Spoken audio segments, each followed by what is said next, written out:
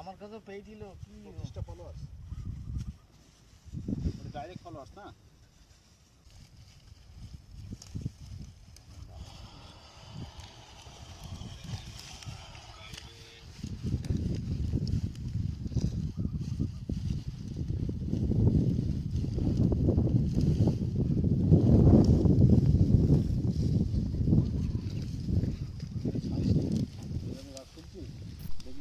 আমার ভিডিওটা ভালো লাগলে চ্যানেলটা একটু সাবস্ক্রাইব করে দেবেন প্লিজ।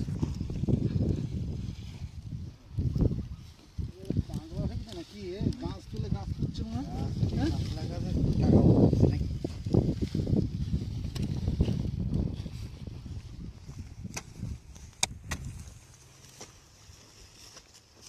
देखो भाइयों, मलेशिया आ जाओ, इधर पैसा बहुत है भाई। बोले एक गाछ 10 रुपया। इधर पैसा का खूनी है, सऊदी का तेल है और इधर का खूनी है।